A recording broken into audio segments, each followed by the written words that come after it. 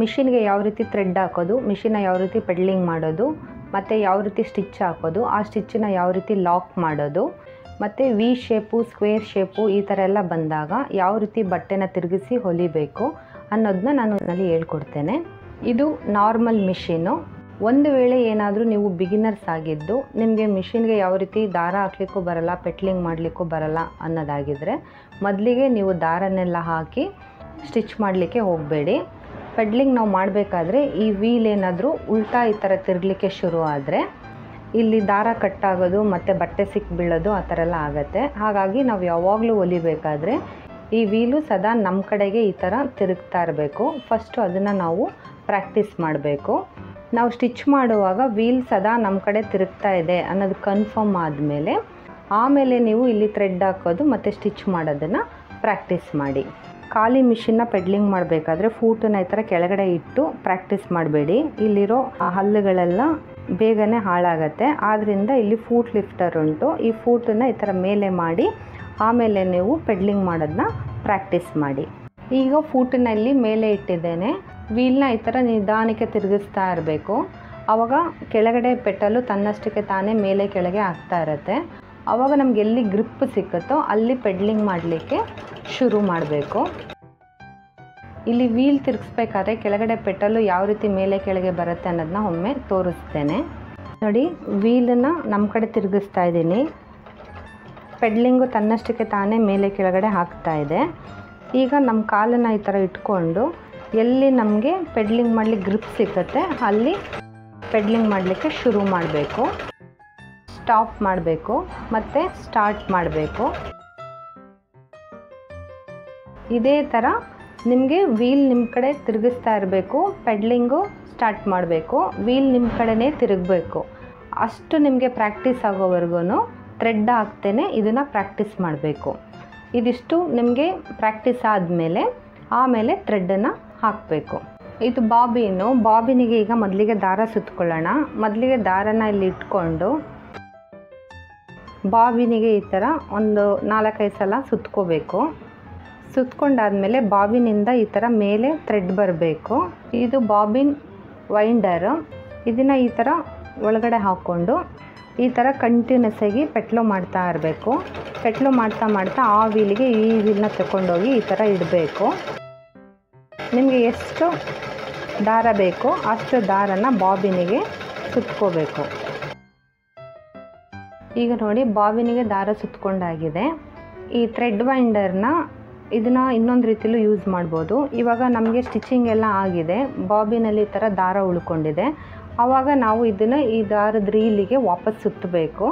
ಅದಕ್ಕುವಾಗ ಯಾವ ರೀತಿ ಮಾಡಬೇಕಪ್ಪ ಅಂದರೆ ಈ ಥರ ಬಾಬಿನ ಇಲ್ಲಿಟ್ಕೊಂಡು ಈ ಥರ ಬಾಬಿನ್ ದಾರದ ಉಂಡೆಗೆ ಈ ರೀತಿಲಿ ಒಂದು ನಾಟನ್ನು ಹಾಕ್ಕೋಬೇಕು. ನಾಟನ್ನು ಹಾಕ್ಕೊಂಡು ದಾರ ಈ ಥರ ಮೇಲಿಂದ ಬರೋ ರೀತಿಲಿ ಇಟ್ಕೋಬೇಕು. ಈಗ ಈ ಥರ ಪೆಟ್ಲಿಂಗ್ ಶುರು ಮಾಡಿ ಇಲ್ಲಿ ಈ ಥರ ಇಟ್ಕೊಳ್ಳೋದ್ರಿಂದ ಬಾಬಿನಿಂದ ದಾರ ಇದಕ್ಕೆ ಸುತ್ಕೊಳ್ಳುತ್ತೆ. ಇದು ಸ್ಟಿಚ್ ಲೆಂತನ್ನು ಅಡ್ಜಸ್ಟ್ ಮಾಡಲಿಕ್ಕೆ ಇರೋದು. ಇಲ್ಲಿ 7, 10, 15, 30 ಈ ಥರ ನಂಬರ್ಗಳಿರುತ್ತೆ. ಸಾಮಾನ್ಯವಾಗಿ ನಾವು 10ನೇ ನಂಬರ್ಗೆ ಇಟ್ಕೊಂಡು ಸ್ಟಿಚ್ ಮಾಡ್ತೇವೆ. ಇದನ್ನು ಏನಾದರೂ ನೀವು ಒಂದು ವೇಳೆ ಪೂರ ಈ ಥರ ಕೆಳಗಡೆ ತೊಗೊಂಡು ಬಂದರೆ ಸ್ಟಿಚ್ಚು ಇಲ್ಲಿ ಉಲ್ಟಾ ಹೋಗಲಿಕ್ಕೆ ಶುರು ಆಗುತ್ತೆ. ಈಗ ಮಿಷನಿಗೆ ದಾರ ಹಾಕೋಣ. ದಾರನ ಇಲ್ಲಿ ಬೇಕಾದರೂ ಇಡ್ಬೋದು, ಬೇಕಾದರೆ ಇಲ್ಲಿ ಬೇಕಾದರೂ ಇಡ್ಬೋದು.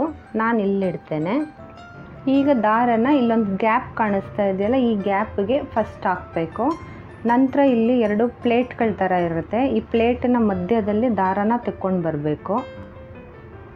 ಈ ಥರ ತೆಕ್ಕೊಂಡು ಬಂದು 2 ದಾರನ ಇಟ್ಕೊಂಡು ಒಮ್ಮೆ ಈ ಥರ ಮೇಲೆ ಗಟ್ಟಿಯಾಗಿ ಎಳಿಬೇಕು. ನೆಕ್ಸ್ಟು ಇದರೊಳಗಡೆಗೆ ದಾರನ ಹಾಕಬೇಕು. ಇದರೊಳಗಡೆ ದಾರನ ಹಾಕಬೇಕಾದ್ರೆ ಈ ಕಡೆಯಿಂದನೇ ಹಾಕಬೇಕು, ಈ ಕಡೆಯಿಂದ ಹಾಕಬಾರ್ದು. ನೆಕ್ಸ್ಟು ಇದಕ್ಕೆ ದಾರನ ಹಾಕಬೇಕು. ದಾರನ ಈ ಥರ 2 ಕೈಲಿ ಇಟ್ಕೊಂಡು ಇದು ಹತ್ರ ಹೋಗಿ ಈ ಥರ ಮಾಡೋದ್ರಿಂದ ಅದೇ ದಾರ ಒಳಗಡೆ ಹಾಕ್ಕೊಳ್ಳುತ್ತೆ. ನೆಕ್ಸ್ಟ್ ಇದು ಆಪ್ಷನ್ನು. ಕೆಲವು ಮಿಷಿನಲ್ಲಿ ಇರುತ್ತೆ, ಕೆಲವು ಮಿಷಿನಲ್ಲಿ ಇರಲ್ಲ. ಇದ್ದರೆ ಇದಕ್ಕೆ ಈ ಥರ ದಾರನ ಹಾಕ್ಕೊಳ್ಳಿ. ಇಲ್ಲ ಅಂದರೆ ನೇರ ಸೂಜಿಗೆ ದಾರನ ಹಾಕಬೇಕು. ಸೂಜಿಗೆ ದಾರನ ಹಾಕಬೇಕಾದ್ರೆ ಒಂದು ಸಲ ದಾರನ ಈ ಥರ ಕಟ್ ಮಾಡ್ಕೊಳ್ಳಿ.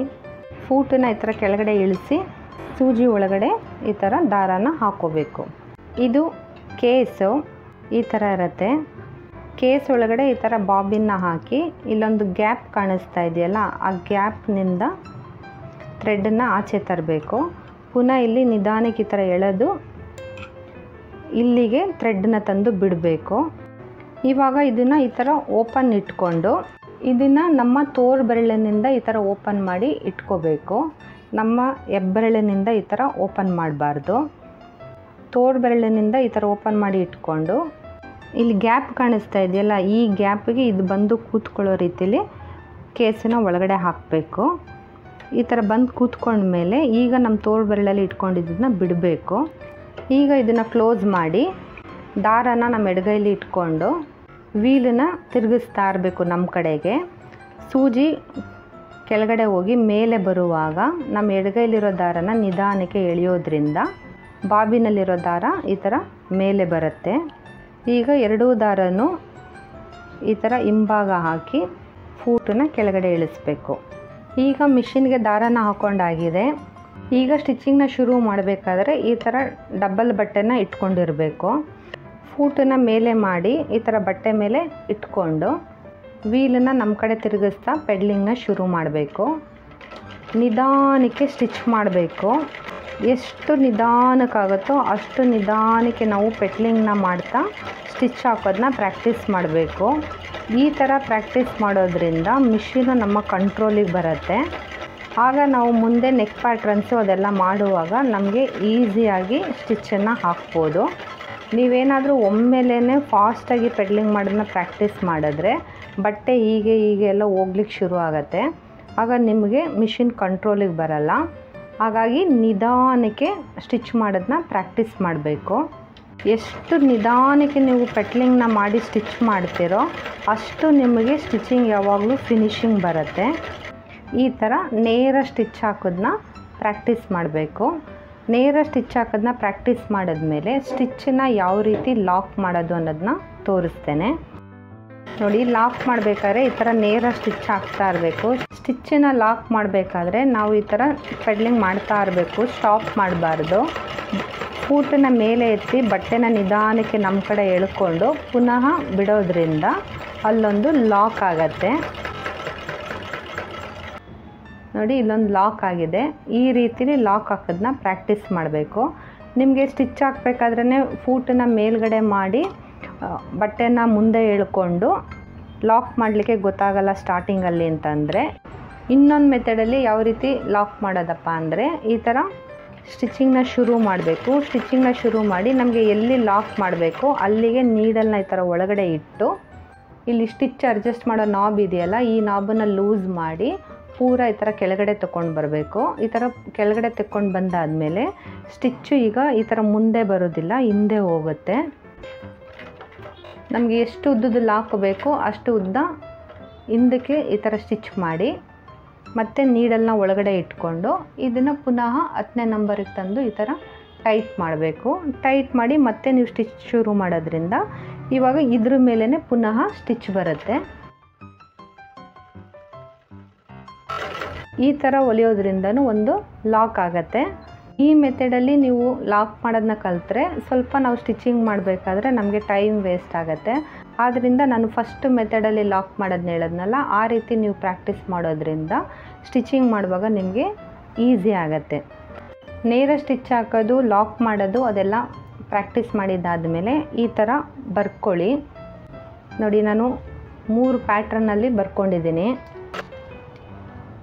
ಒಂದು ಈ ಟೈಪು, ಇನ್ನೊಂದು ಈ ಥರ ವಿ ಥರ ಬಂದಾಗ, ಮತ್ತು ಈ ಥರ ಬಾಕ್ಸ್ ಥರ ಬಂದಾಗ ಯಾವ ರೀತಿ ಸ್ಟಿಚ್ ಮಾಡಬೇಕು ಅನ್ನೋದನ್ನ ಈಗಲೇ ನೀವು ಪ್ರಾಕ್ಟೀಸ್ ಮಾಡಿ ಇಟ್ಕೊಂಡ್ರೆ ಮುಂದೆ ನಾವು ಚೂಡಿದಾರು ಮತ್ತು ಬ್ಲೌಸು ಅಲ್ಲೆಲ್ಲ ನೆಕ್ ಪ್ಯಾಟ್ರನ್ ಮಾಡುವಾಗ ನಿಮ್ಗೆ ಯಾವ ಥರ ಸ್ಟಿಚ್ ಮಾಡೋದು ಅನ್ನೋದು ಈಸಿ ಆಗುತ್ತೆ. ಈಗ ಈ ಥರ ಫೂಟನ್ನು ಮೇಲೆ ಮಾಡಿ ಸ್ಟಿಚ್ಚನ್ನು ಶುರು ಮಾಡಬೇಕು. ನಿಧಾನಕ್ಕೆ ಸ್ಟಿಚ್ ಆಗ್ತಾ ಬರಬೇಕು ನೋಡಿ. ಈ ಥರ ಎರಡೂ ಕೈನ ಸಹಾಯದಿಂದ ಬಟ್ಟೆನ ಈ ಥರ ನಿಧಾನಕ್ಕೆ ತಿರುಗಿಸ್ತಾ ಬರಬೇಕು ನೋಡಿ. ಈ ಥರ ನಿಧಾನಕ್ಕೆ ಸ್ಟಿಚ್ ಮಾಡೋದ್ರಿಂದ ನಮಗೆ ಬಟ್ಟೆನ ತಿರುಗಿಸ್ಲಿಕ್ಕೆ ಕಂಟ್ರೋಲ್ ಸಿಗತ್ತೆ. ಇಲ್ಲ ಅಂದರೆ ನಮಗೆ ಕಂಟ್ರೋಲಿಗೆ ಬರಲ್ಲ.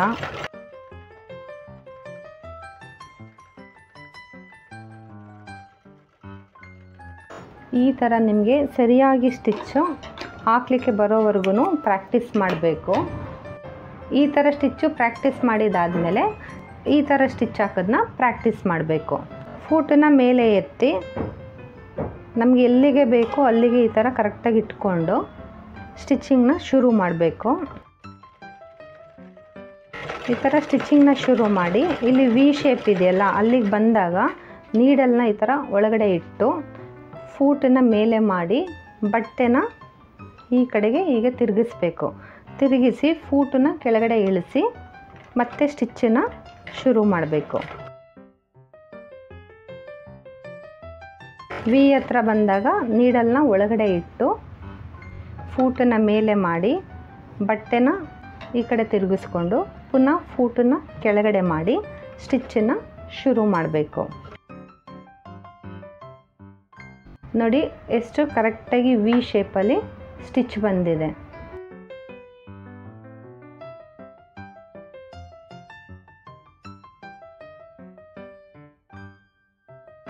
ಈ ಥರ ಸ್ಟಿಚ್ ಹಾಕಿದ್ನ ಪ್ರಾಕ್ಟೀಸ್ ಮಾಡಿದ ಮೇಲೆ ಈ ಥರ ಸ್ಟಿಚ್ ಹಾಕೋದನ್ನ ಪ್ರಾಕ್ಟೀಸ್ ಮಾಡಬೇಕು.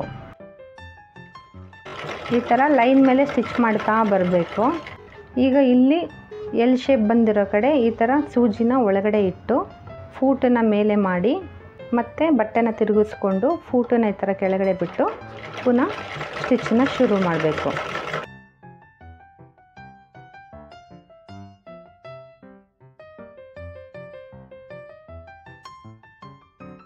ಎಲ್ಲಿ ನಮಗೆ ಈ ಥರ ಹಿಂಗೆ ಶೇಪ್ಗಳು ಬರುತ್ತೆ ಅಂಥ ಶೇಪ್ ಕಡೆ ಸೂಜಿನ ಇಳಿಸಿ ಮತ್ತು ಬಟ್ಟೆನ ತಿರುಗಿಸಿ ಸ್ಟಿಚ್ಚನ್ನು ಮಾಡಬೇಕು. ಈ ರೀತಿಲಿ ಪ್ರಾಕ್ಟೀಸ್ ಮಾಡಬೇಕು.